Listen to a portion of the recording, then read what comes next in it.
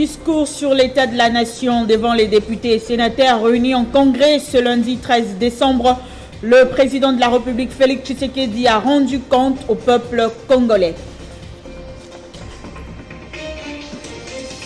Autre titre, le ministre de la Santé, Jean-Jacques Mbunga, a annoncé ce lundi que la RDC est officiellement frappée par la 4e vague de la Covid-19 avec la circulation du variant Omicron.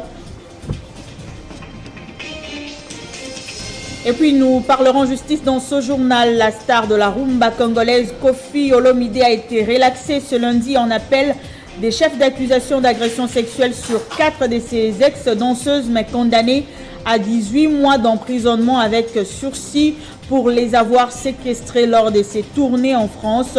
Jugement rendu par la cour d'appel du tribunal de Versailles. C'est l'heure de vous informer. Bienvenue à tous sur Télé 50, à la une de l'actualité. Discours sur l'état de la nation devant les députés et sénateurs réunis en congrès ce lundi 13 décembre. Le chef de l'État a rendu compte au peuple congolais du social à la sécurité en passant par la diplomatie et les élections. Félix Tshisekedi a brossé la situation globale du pays durant l'année 2021. Distingués invités, mesdames et messieurs, mes très chers compatriotes, j'estime utile d'attirer l'attention de tous sur les préparatifs des prochaines élections. En effet, le processus électoral, avec ses enjeux, oblige que nous nous engagions dès à présent pour des élections que nous voulons crédibles, en écartant les différents obstacles, tant juridiques que matériels, qui en constituent les pesanteurs. Mon engagement de faire de la République démocratique du Congo un État véritablement démocratique ne peut se concrétiser sans l'organisation d'élections libres, démocratiques, transparentes et dans les délais constitutionnels. Sereinement des actions nécessaires au rétablissement de la paix dans ces deux provinces et de consolider les acquis des opérations. Depuis l'instauration de cet état de siège, j'ai personnellement veillé à ce que nos vaillantes forces armées de défense et de sécurité disposent de tous les moyens nécessaires pour mener à bien les opérations. Et puis les Congolais ont suivi avec attention le discours sur l'état de la nation prononcé devant le Parlement réuni en congrès ce lundi. Les partis politiques membres de l'Union sacrée de la nation ont pris d'assaut les alentours du Palais du Peuple. C'est le cas de l'Alliance des forces démocratiques du Congo et alliés AFDCA, regroupement cher à Modeste Bahati Lukwebo, président du Sénat.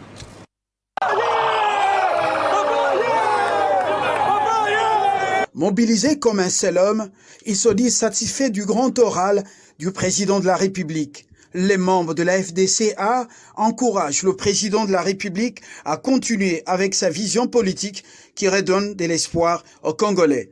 L'occasion était propice pour les membres du regroupement politique Alliance des forces démocratiques du Congo et alliés de réitérer leur soutien à Félix-Antoine Tshisekedi Tshilombo, qu'ils avaient déjà plébiscité comme candidat pour les élections de 2023 afin de lui permettre de parachever sa vision d'une République démocratique du Congo prospère.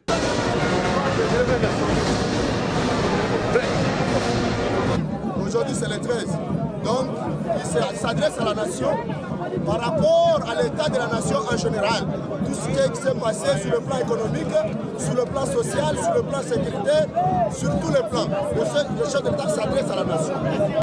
Nous, AFDC, nous avons dit, nous en tant que parti de l'Union sacrée, notre candidat en 2023, candidat président de la République, c'est le président Félix-Antoine Tshisekedi Tshilombo. C'est celui-là que nous allons soutenir. L'Alliance des forces démocratiques du Congo est la première force politique de l'Union sacrée de la nation, la famille politique de Félix-Antoine Tshisekedi Tshilombo. Et puis une forte délégation des parlementaires français est à Kinshasa en mission officielle conduite par Françoise Doumas, présidente de la Commission de la Défense nationale et des forces armées de l'Assemblée nationale de la République française. La délégation qui est à Kinshasa sur invitation des présidents des deux chambres du Parlement congolais a rencontré le président du Sénat, Modeste Bahati Lukwebo, le week-end dernier. Selon la délégation française, cette mission s'inscrit dans le cadre de la coopération militaire.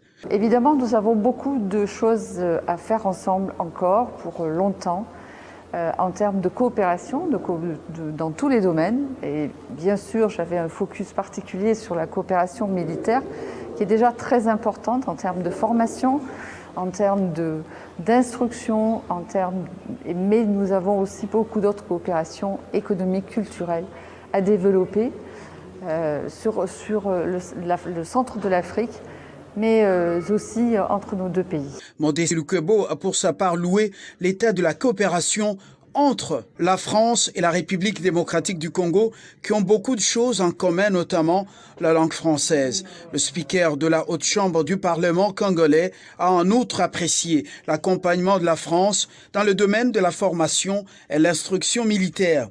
Il a évoqué l'exemple du Collège des hautes études stratégiques et de défense, CHESD, qui bénéficie de l'accompagnement de la France. Le président du Sénat, qu'entouraient les autres membres de son bureau, et les présidents de commission défense et relations extérieures du Sénat, a expliqué à ses hôtes la vision de son bureau, celle de donner une nouvelle image au Sénat congolais, vision résumée en cette réforme qui met notamment l'accent sur la diplomatie parlementaire, économique, et surtout les développements des provinces pour concrétiser la vision du président de la République, Félix-Antoine Tshisekedi Tshilombo, celle de voir la RDC s'est développée à partir de la base.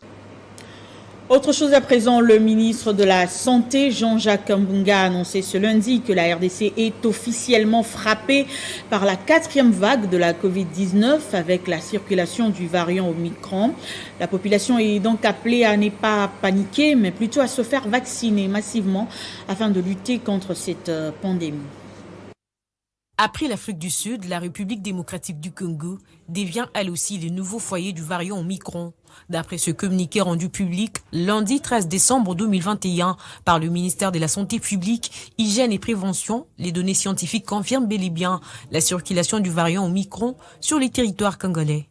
À cet effet, des instructions fermes ont été données aux différents services afin de doubler de la vigilance sanitaire dans nos aéroports, ports ou tout poste frontalier. Question de limiter l'importation du nouveau variant dans ce pays. Après 6 mois de gestion de la 3e vague, la République démocratique du Congo fait de nouveau face à la 4e vague qui coïncide avec la recrudescence de la grippe saisonnière qui elle aussi présente certains symptômes similaires à ceux de la Covid-19, notamment la toux prolongée, la fièvre, la céphalée, la fatigue, les courbatures, la faiblesse et tant d'autres. Ainsi, le docteur Mbungani invite les Congolais à se faire consulter régulièrement devant toute toux, associée ou non à la fièvre, pour se fixer de son état clinique en vue d'une prise en charge appropriée, à observer les mesures barrières et à se faire vacciner massivement pour permettre au pays d'atteindre l'immunité collective.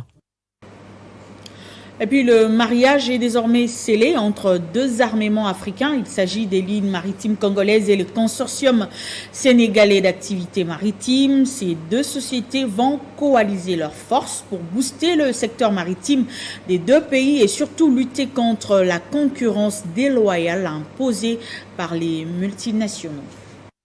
Le sol sénégalais a accueilli la délégation des lignes maritimes congolaises, avec à sa tête le directeur général Cédric Chizaïnga Kapumba, qui s'est entretenu avec l'équipe du consortium du Sénégal des activités maritimes. Ces échanges ont tourné sur les possibilités de mettre ensemble l'expertise afin de booster les secteurs maritimes du continent. À l'Agence nationale des affaires maritimes, le directeur général des LMC a été reçu par le secrétaire général Oumar Ndiaye qui lui a présenté l'arsenal juridique sur lequel s'est fondé le Sénégal pour accroître ses activités maritimes. C'est des très bonnes impressions et puis nous espérons beaucoup de ce partenariat parce que nous avons eu la chance de visiter nos collègues du Sénégal et voir ce qui font leur activité maritime. Cette mission s'est poursuivie par la visite guidée de quelques centres de formation, dont celui des Trenmar, qui est un institut spécialisé dans la formation des métiers maritimes et portuaires, avant de se rendre au centre de formation aux métiers portuaires et logistiques. Pour ponctuer cette mission, la délégation des LMC a visité les 2 ports de Dakar, dont Dubai Port World et port autonome de Dakar. Il va falloir qu'ensemble, qu'on puisse faire de sorte que des compagnies sénégalaises et congolaises puissent effectivement prendre en charge le transport interafricain dans un premier temps, mais aussi avec l'Asie et l'Europe. Allant du 24 au 30 novembre, cette mission avait pour objectif d'étudier les possibilités de fédérer les forces des armements africains afin de faire face à la concurrence déloyale imposée dans les secteurs par des multinationaux, de récupérer l'exclusivité du cabotage entre les ports africains.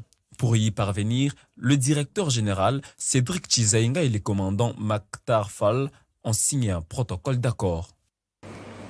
Et puis une délégation des lignes maritimes congolaises conduite par le directeur général Cédric Chizainga a séjourné à Lubumbashi dans le Haut-Katanga avec comme objectif sensibiliser les différents intervenants dans la chaîne de production et de transport des produits stratégiques issus du sol et du sous-sol congolais pour une traçabilité inéluctable des minerais.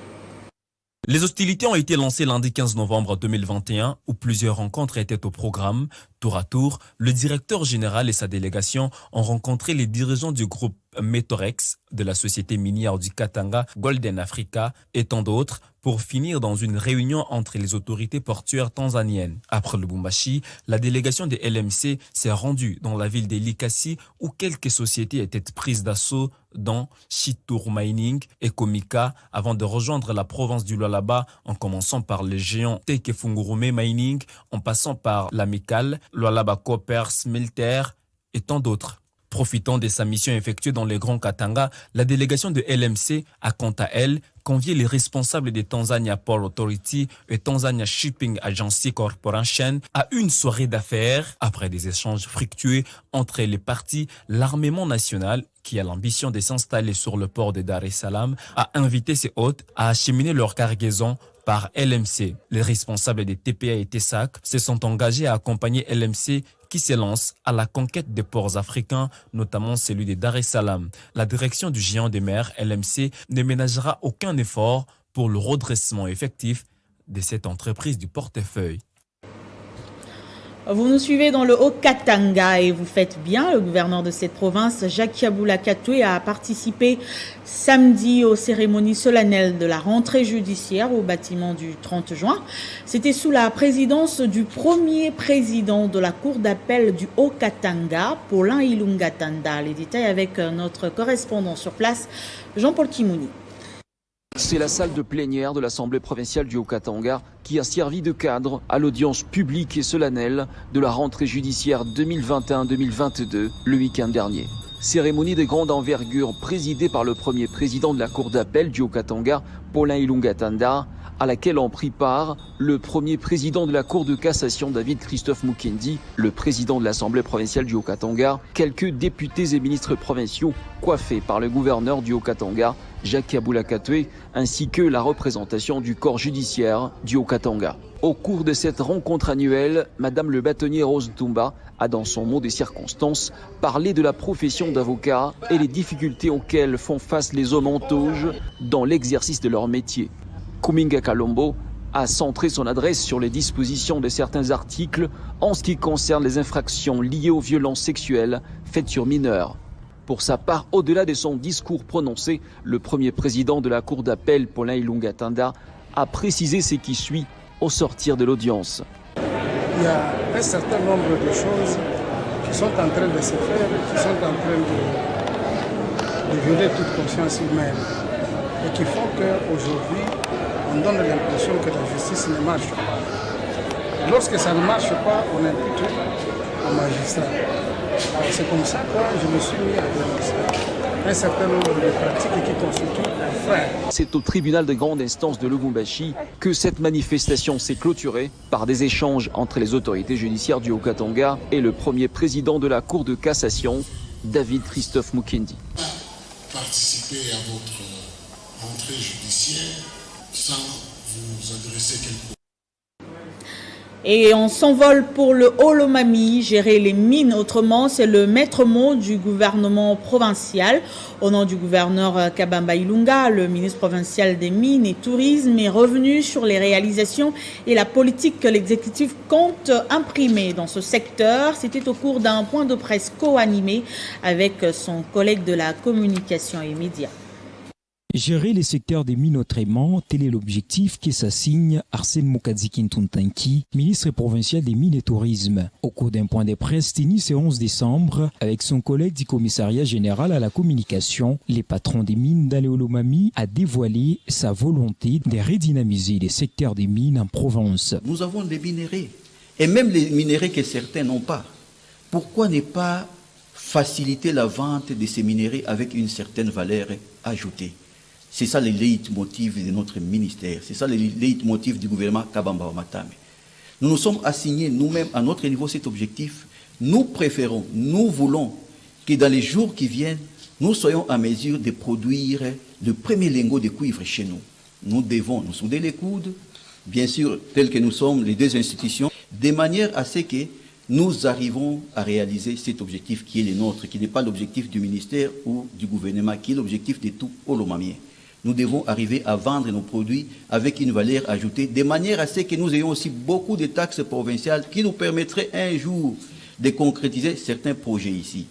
Malheureusement pour nous, jusqu'à l'heure où je vous parle, aucune société détenant les titres miniers chez nous en province n'a pu signer jusqu'à ce jour un quelconque cahier des charges. L'ingénieur Arsène Moukadzi Kintuntanki a également rappelé la volonté du gouvernement Kabamba Wamatame qui compte booster la province du Haut-Lomami dans tous les secteurs. Au cours de ces mêmes rendez-vous, dans les secteurs du tourisme, le ministre a rappelé l'urgence de promouvoir la province à travers les médias et réseaux sociaux pour attirer les investisseurs. Et c'est après avoir répondu aux préoccupations des différents journalistes accompagnés de Maître Gaël Umpafou, commissaire général à la communication. Et la dite cérémonie s'est déroulée dans la grande salle Lianif de Kamina. Et puis la coopérative minière artisanale du Katanga s'organise de plus en plus en termes de conditions sécuritaires sur le site minier de Chabara au Lualaba. C'est une constatation de deux ONG, à savoir à Freewash et Amnesty International, qui ont effectué une visite surprise sur ce site. Ils ont également apprécié les activités agro-pastorales de la Comacat. La Comacat et ses activités ne cessent de s'attirer l'attention des tierces. Sa bonne réputation se propage à une allure très engagée. Sur le site minier de Chabara, la coopérative se démarque littéralement en ce qui concerne le respect des normes sécuritaires liées au secteur de l'artisanat minier. Le mercredi 8 décembre 2021, deux ONG Pain pour tous et AfriWatch ont effectué une descente sur les lieux de l'exploitation minière artisanale. C'était impressionnant pour moi de voir ça parce que moi je viens de la Suisse, c'est différent là bien sûr, mais c'était vraiment impressionnant de voir comment on organise ça, comment on met aussi des moyens de sécurité en place. Après les accablantes révélations de 2017 faites par Amnesty International et AfriWatch, les réalités sur le terrain sont très loin d'être les mêmes. Les normes sécuritaires recommandées sont des strictes observances. De même, la Comacat n'a point respecté aux recommandations formulées il y a peu pour minimiser les risques d'accidents sur site. Au Lualaba, la coopérative s'érige en modèle d'excellence. La journée du mercredi a été également celle de découverte de la nouvelle image séduisante et captivante de la coopérative et de ses projets. De la carrière au projet agro-pastoral en passant par les dortoirs, les deux ONG ont plongé au cœur des réalisations de la Comacat. Le cuivre vert intéresse au plus haut point les dirigeants de la Comacat. Si elles sont souvent pointées du doigt par les industriels pour leur impact peu signifiant dans le social de la population, les coopératives minières peuvent dorénavant prendre Comacat pour modèle de contrepoids. Cette dernière investit dans un vaste projet agro-pastoral sur des étendues à perte de vue. À travers ses actions d'envergure, la coopérative s'attire désormais une profonde admiration de tous. Malgré la menace d'un déguerpissement, à Chabara, la vie continue, l'autochtone prouve à suffisance qu'il n'est pas en panne d'idées. Et puis le gouverneur intérimaire du Lualaba était à Fungurume, dans le territoire de Lubudi. Masuka Saini est allé se rendre compte de différentes réalisations faites dans la contrée grâce à la redevance minière. Sur place, l'autorité provinciale a eu droit à un accueil chaleureux. Regardez.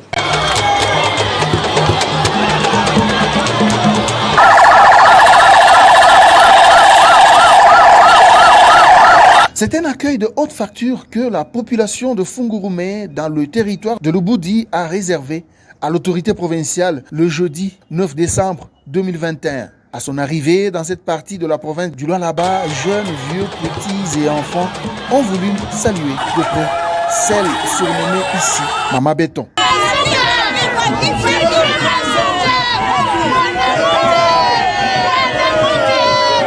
Après les honneurs militaires et le passage des troupes en revue, Fifi Masuka Saini a décidé de communier avec sa population tout en faisant le pied jusqu'à l'intérieur de la cité de Fungurume.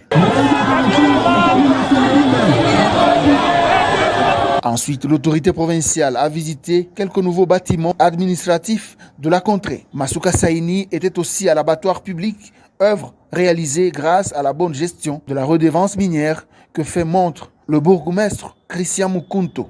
À l'issue de la visite guidée, Fifi Masuka a prodigué des sages conseils au personnel administratif de la commune de Fungurume. Je veux que cet esprit-là, que ma bureau est à l'État, les efforts qui ont été faits pour vous mettre dans de bonnes conditions, afin que vous puissiez travailler, afin que les taxes de l'État, comme je n'arrête pas de le dire, puissent entrer dans la caisse de l'État, c'est-à-dire à la banque. Travailler, aider les bourgmestres pour que demain, nous puissions encore venir inaugurer pour d'autres services.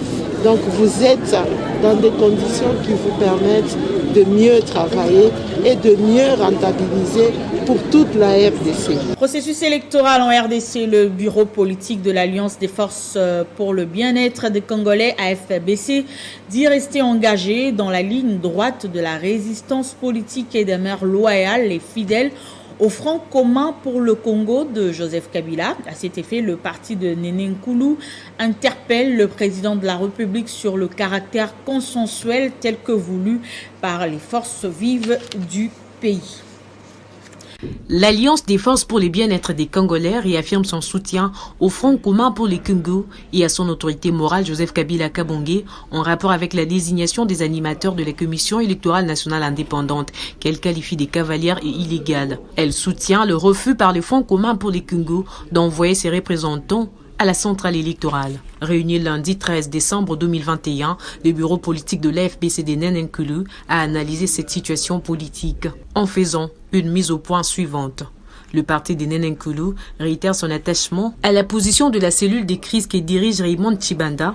Il condamne par ailleurs ce qu'il qualifie des aventures d'un petit groupe se réclamant d'une dynamique du Front commun pour les Congo pour satisfaire leurs intérêts égoïstes et les invite par ailleurs à s'assumer au nom de leur parti et regroupement politique, membres de l'Union sacrée. L'FBC interpelle le président de la République sur les caractères consensuels tels que voulus par les forces vives du pays pour une issue heureuse et apaisée du processus électoral. Ce parti politique, membre du Front commun pour les Congo, reste cependant engagé dans la ligne droite de la résistance politique et demeure loyal et fidèle au Front commun pour les Congo et à son autorité morale. Et puis d'un parti à un autre, le parti politique Envol, cher au député national Délice Sanga, a dans une communication politique confirmé la tenue de son meeting pour ce dimanche 19 décembre, ce malgré l'interdiction du gouvernement provincial. Initialement prévu pour le dimanche 12 décembre 2021, le meeting d'Envol se tiendra finalement le dimanche 19 décembre 2021. En croire les porte-paroles adjoints de ces partis, Envol est venu saisir le gouverneur Jean-Tini Ngobila pour lui en informer de la tenue du meeting au camp Luka. L'opinion le sait déjà que notre meeting qui devait avoir lieu le 12 décembre dernier, donc le dimanche passé, a été interdite ou encore l'autorité de la ville avait refusé de prendre acte de notre meeting et avait favorisé un parti de l'Union Sacrée qui malheureusement aussi n'a pas tenu son activité comme prévu. Et aujourd'hui, nous revenons pour remettre l'autorité de la ville face à ses responsabilités en vue de mettre à notre disposition les éléments de la police nationale congolaise pour encadrer notre meeting au quartier Kanluka. C'est pourquoi nous invitons la population de Ngaliema, la population de Kinshasa, de venir nombreux écouter les discours de la vérité. Le gouvernement de la République démocratique du Congo vient d'annoncer la 4e vague de Covid-19 et a renforcé les mesures barrières contre cette épidémie, mais le parti en vol tient à organiser une marche pacifique pour sensibiliser la population congolaise. L'hôtel de ville pourra-t-il prendre acte de ce meeting? La question mérite d'être posée. Affaire à suivre. Encore un saut en province, la sénatrice Nefertiti Ngundiaza a communié avec sa base dans la province du Congo central. Elle a apporté une assistance aux enfants les plus démunis de cette province et aux personnes de 3e âge. L'aide de la sénatrice était essentiellement composée de kits scolaires, des vivres et non-vivres. Toujours prête à accompagner la vision du chef de l'État dans les secteurs de l'enseignement, Nefertiti Ngundiaza a repris la route du Congo central pour aller à la rencontre des élèves les plus démunis à qui elle a remis des kits scolaires, comme ici à Matadi et à Boma et dans plusieurs sites du bas-fleuve. Nous sommes là, encore plus debout pour accompagner le chef de l'État dans son ambition. Nous savons qu'il y a des problèmes socio-économiques énormes. Et c'est vrai qu'il revient au gouvernement de pouvoir faire en sorte que la situation sociale des populations puisse s'améliorer pour qu'enfin les parents puissent savoir prendre en charge leurs progéniture. Mais nous, à notre niveau, comme nous faisons du bien-être de l'enfant et de la famille notre cheval de bataille, nous avons mis sur pied ce programme pour que chaque année nous puissions procéder à la distribution des kits scolaires. C'est vrai que nous n'irons pas partout à la fois, mais chaque année nous choisissons de points et cette fois-ci la ville de Boma est bénéficiaire. Parents, élèves et éducateurs, tous sont satisfaits de ce geste. Merci maman pour le fait que vous avez donné. Ce n'est pas un petit geste, mais c'est un grand geste. Distribuer déjà des choses aux enfants que vous ne partenez pas. Donc nous sommes très contents. C'est une maman qui va partir de loin. Après cette étape, Nefertiti Ngundiaza est allée rencontrer les personnes de 3e âge à qui elle a remis les vivres et non-vivres. Ce geste de la sénatrice va s'étendre sur l'ensemble de la province de la Lukunga ou bas-fleuve. Et puis en justice, je l'ai annoncé au sommaire, la star de la rumba congolaise, Koffi Olomide, a été relaxé ce lundi en appel des chefs d'accusation d'agression sexuelle sur 4 de ses ex-danseuses, mais condamné à 18 mois d'emprisonnement avec sursis probatoire de 3 ans pour les avoir séquestrés lors de ses tournées en France. Jugement rendu par la cour d'appel du tribunal de Versailles dans le procès des accusations d'agression sexuelle le visant. Le parquet avait requis en octobre dernier 8 ans de prison ferme contre l'artiste. La nouvelle est tombée dans l'après-midi de ce lundi et n'a pas laissé indifférent l'artiste congolais qui, dans une vidéo publiée sur les réseaux sociaux, se dit très ému après la décision de la cour d'appel du tribunal de Versailles, le relaxant dans l'affaire d'agression sexuelle. Je ne vous dis pas à quel point Dieu est bon. Lui dire merci ne suffit pas. Je ne vous dis pas à quel point la vérité finit toujours par triompher.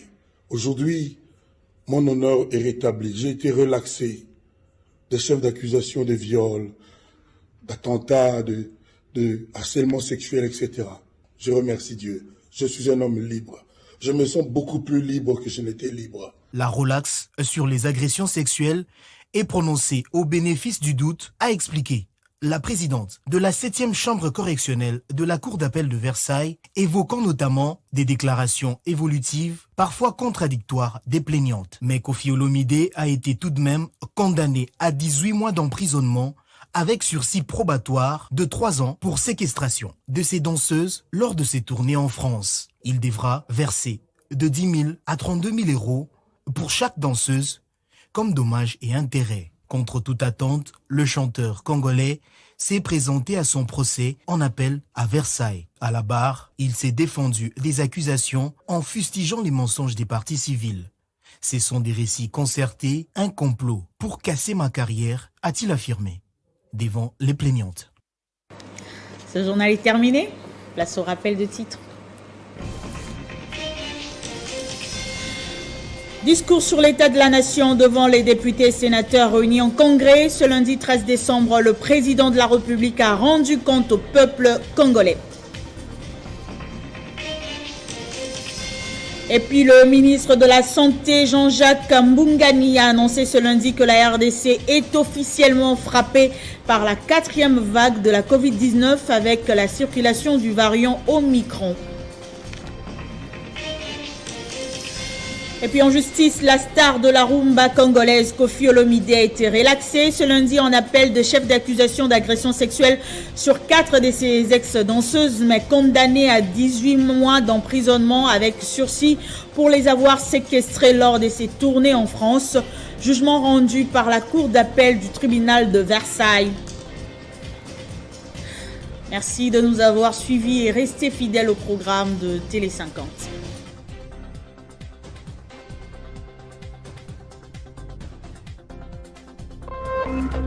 Téléchargez les infos Télé 50 sur www.tele50.cd.